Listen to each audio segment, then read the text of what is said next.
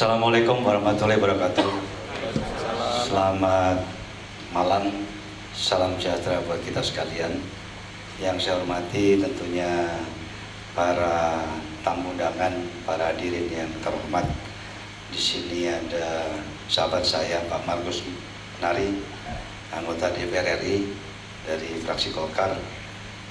Kita sudah kenal cukup lama. Kemudian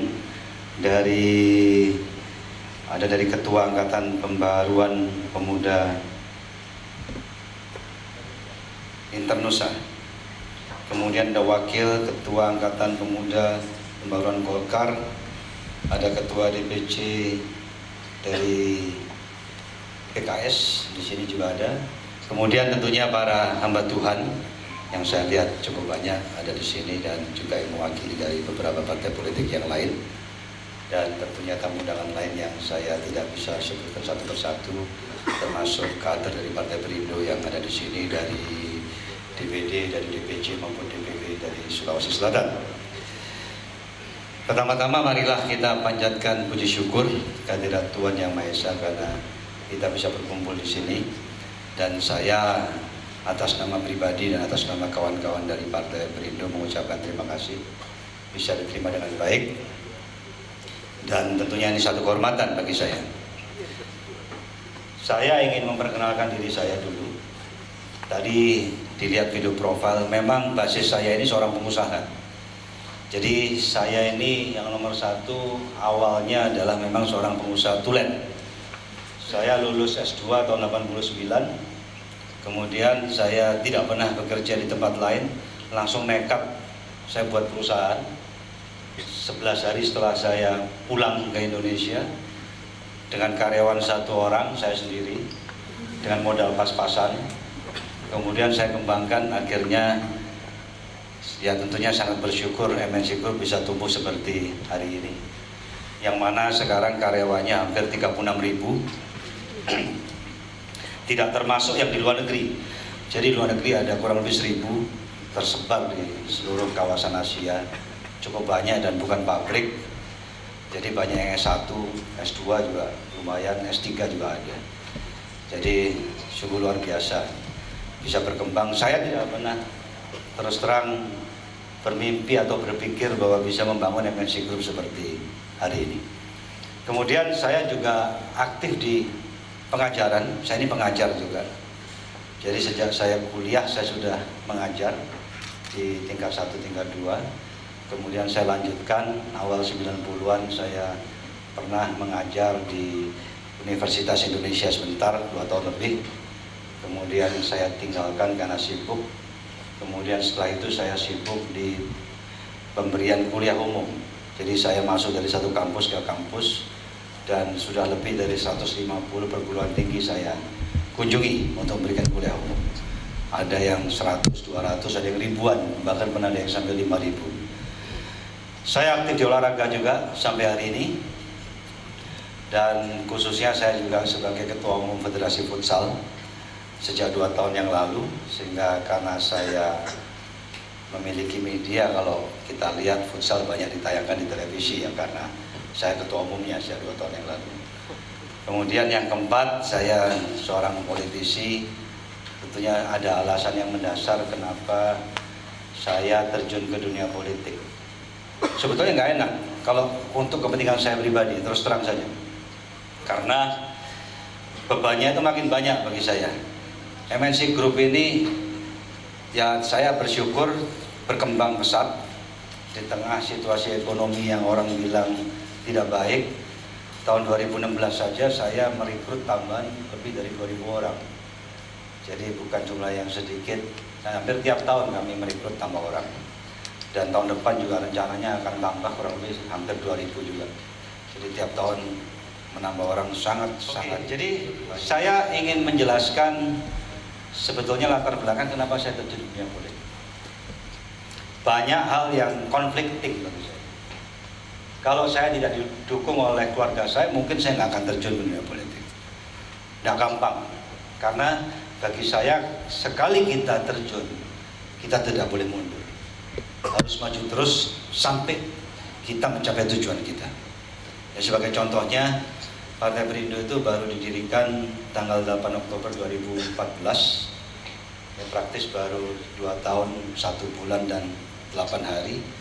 Saya sendiri sudah melantik, dan bukannya melantik, memberikan ceramah pemahaman kepada seluruh kader partai terhadap seluruh pengurus di 34 provinsi di seluruh tanah air, kemudian seluruh pengurus di 514 kabupaten kota di seluruh Nusantara di tanah air, kemudian lebih dari 5.000 pengurus kecamatan atau DPC di seluruh Indonesia, mungkin sudah 5.200-an, kemudian hampir 16.000 lebih pengurus desa dan kelurahan saya sudah lantik sendiri. Jadi bisa dibayangkan betapa intensifnya apa yang telah dilakukan selama ini. Itu merupakan konsekuensi daripada satu perjuangan tentunya.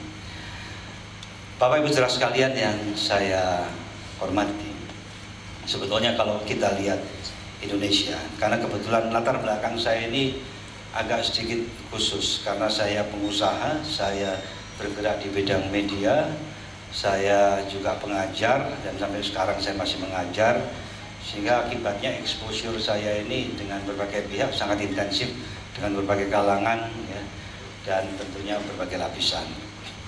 Saya kalau boleh jujur mengatakan, Indonesia ini kalau tidak cepat-cepat berubah, kita akan berputar-putar terus. Ya, boleh kita mengatakan Indonesia memiliki semuanya, penduduknya nomor 4 terbesar di dunia, oke, bagus. Tapi kalau tidak bisa masih kerjaan juga berbahaya juga. Indonesia mengalami bonus demografi, setiap 2 tahun penduduknya nambah 5 juta orang, karena generasi muda kita jumlahnya banyak. Di satu sisi bagus, ya, mereka produktif, tapi kalau kita tidak bisa menyediakan pekerjaan bagi mereka, itu bisa menjadi hal yang kontraproduktif. Kita punya laut besar tapi garam impor, banyak hal yang kontradiksi di Indonesia. Kita punya tanah luas tapi banyak bahan pokok makanan kita impor, ya, beras kita impor, kemudian kedelai kita impor, kemudian cabai kita impor, banyak yang penting-penting kita impor. Kalau kita dari sisi ketahanan pangan dan kedaulatan negara itu kurang bagus sebetulnya. Semakin yang penting kita impor, semakin lemah posisi kita di dunia internasional tentunya. Dan masih banyak lagi. Kita bilang kita kuat di batu bara, ya, kita salah satu penghasil batu bara terbesar di dunia, dan pulau yang terbesar adalah Kalimantan. Untuk penghasil batu bara, 30% listrik di Kalimantan impor dari Malaysia. Jadi bisa dikatakan kita ini besar tapi kecil. Atau lebih tepatnya sebetulnya kita ini besar, tapi besar itu potensinya besar. Sesungguhnya kita itu kecil. Potensinya besar, tapi sesungguhnya kita itu kecil. Dan saya sih yakin-yakin, ya, kalau situasi ini kita pertahankan terus, kita akan berputar-putar dan sulit bagi Indonesia untuk menjadi negara maju. Esensi dalam berbangsa dan bernegara itu adalah bagaimana menjadikan satu bangsa menjadi bangsa yang maju, atau satu negara menjadi negara yang maju. Ya, kalau waktu kita sekolah dulu ada yang namanya maju, berkembang, sama tertinggal. Saya masih ingat waktu mungkin SD, SMP udah diajarin itu. Ada negara maju, ada negara berkembang, ada negara tertinggal. Kita harus jadikan Indonesia sebagai negara maju. Dan kita belum maju. Padahal sudah 71 tahun merdeka. Posisi kita di mana? Masih jauh. Dengan jumlah penduduk 250 juta jiwa, dengan ukuran internasional, PDB kita, PDB itu pendapatan domestik bruto. Ukuran ekonomi satu negara itu dihitung dari PDB-nya, istilahnya PDB. Seharusnya kalau kita itu sebagai negara maju, PDB kita tuh harus 3 triliun dolar. 3 triliun dolar. Tapi kita sekarang ini masih 900 miliar dolar. Jadi kita ini masih 30%-nya dari apa yang seharusnya disebut sebagai negara maju. Saya mengatakan maju. Kenapa? Kalau negara maju, saya pernah sekolah di luar negeri 5,5 tahun. Negara maju enak. Segala permasalahan terkait dengan masyarakat bisa diselesaikan.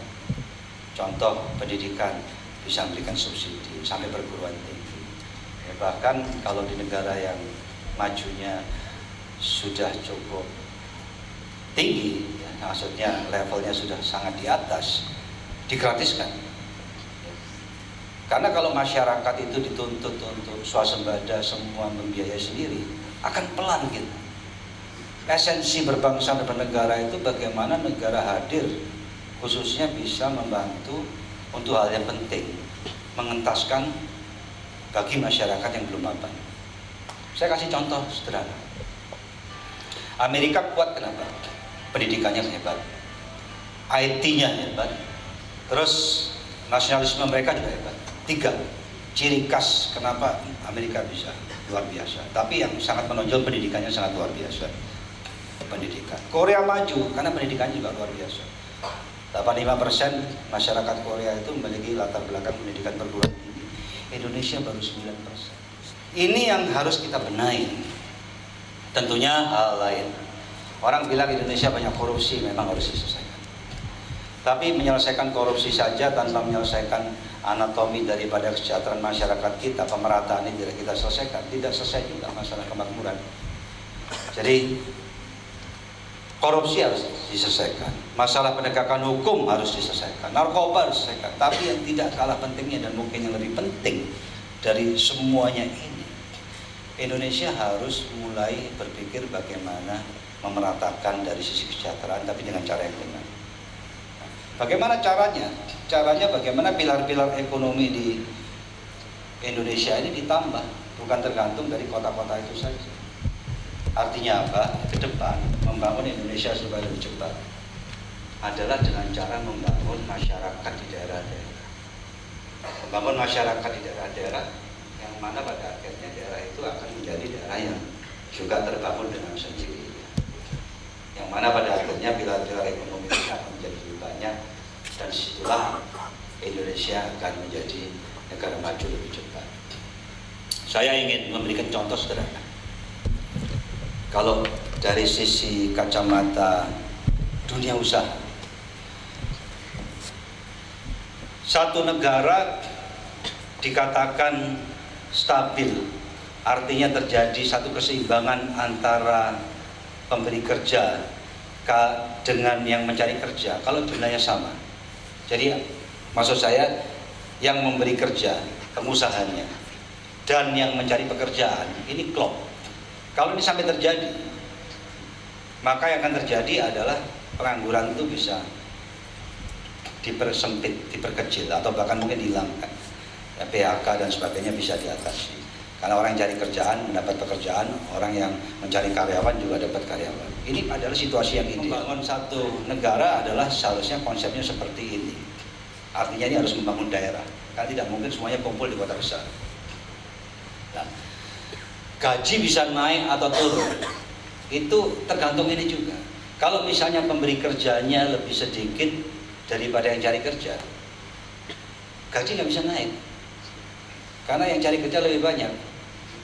Yang cari kerja lebih banyak, malah yang terjadi ada PHK, orang cari kerja susah. Tapi di sisi lain, kalau pemberi kerjanya lebih banyak daripada yang cari kerja, seperti di Singapura contohnya, yang terjadi gaji akan naik terus. Ya kan, karena yang memberi kerja lebih banyak daripada yang mencari kerja. Inilah maksud saya. Ke depan, Indonesia ini harus mampu membangun basis-basis usahawan-usahawan yang merata di daerah-daerah, sehingga lapangan kerja ini bisa terbuka lebar ya, bagi generasi muda yang tadi saya singgung di depan. Kita pertumbuhan penduduknya pesat, di satu sisi ada hal yang baik, tapi di sisi lain merupakan tantangan kalau tidak bisa kasih kerjaan. Nah, ini kalau bisa ditumbuhkan di daerah-daerah, daerah-daerah akan tumbuh. Jadi penting sekali. Dan ini hanya bisa dilakukan kalau ada keberpihakan. Makanya sering saya katakan juga kepada kader partai, kita tidak bisa mengadopsi apa adanya teori barat, yaitu kapitalisme ataupun pasar bebas di Indonesia. Kondisi anatomi masyarakatnya beda. Yang harus diterapkan di Indonesia itu adalah ekonomi kesejahteraan. Artinya bagaimana pemerataan ini kita bisa lakukan ya, sehingga pilar-pilar ekonomi kita akan lebih banyak, sehingga Indonesia bisa. Tujuan Indonesia itu bentuknya NKRI adalah kemakmuran. Kemakmuran hanya bisa diciptakan ketika negara hadir.